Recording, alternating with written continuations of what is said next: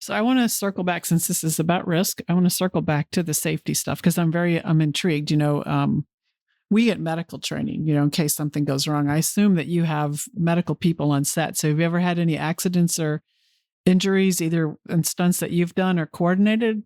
Luckily, I've not. I mean, I've had little things like somebody fell off their bike, or um, I've never had a big accident on something I've coordinated.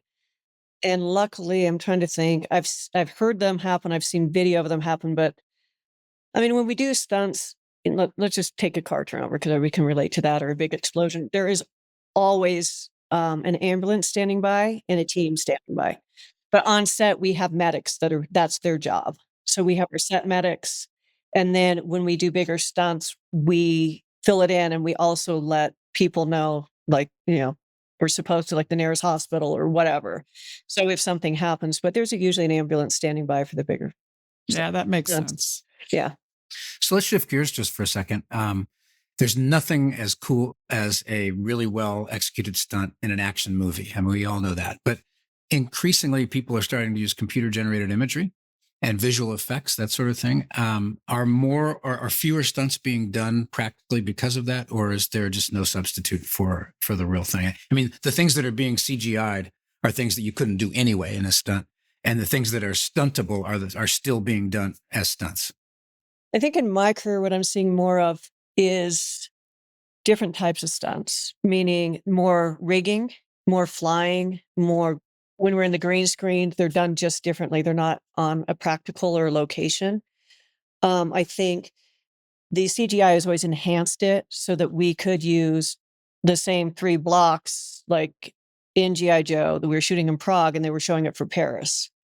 So they would put in things, not just practical things in set design and set deck and in props, but also in the background and in CGI. I have not been on some of the bigger sets now, these volume sets where they're actually lighting and shooting everything on a volume, like The Mandalorian, but I have talked to camera people and stuff like that. And so they now have sets that you can shoot a whole world in. And so I can't really talk from experience about it, but it's a whole different world. So you're doing everything on stage. So you will still have your fights and stuff, but the backgrounds are constantly changing, or it's just done differently. It is just different things differently, but they're all there to enhance what we do. And it's shifting, I think, more to rigging and more specialized types of things. We talked earlier about Tom Cruise and his desire to do a lot of his own stunts. And so there probably are others.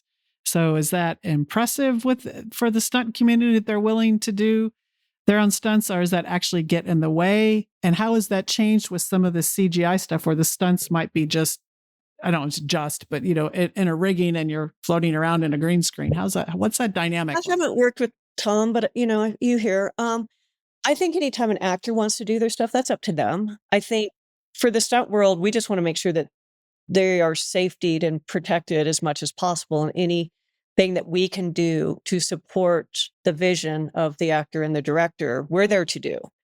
So it doesn't get in our way. We would like, everything to be fulfilled on that.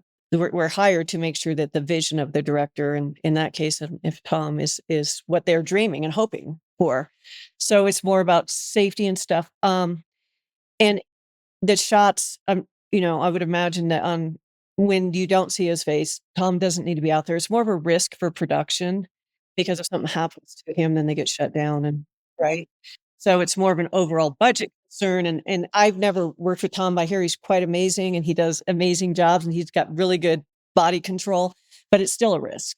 So we, as a stunt community, they want to make sure that they do have good doubles. They're backing him up. They're making sure it's as safe as possible. And, in CGI, you can take out those pads that might be underneath him, or the rigging that's holding him, or whatever they're using, but they're not just letting him go for it. On the side of the dirt, right? Like, hey, go for it. Other than riding a motorcycle off a ski jump. But I was just curious how common it was that, actors would want to do their own stunts. That's a I don't know. I work in TV, so yeah, I mean, a lot of times they do, but what I've experienced is they want to for so long, but when a show revolves around that character, they have a lot on their plate. Yeah.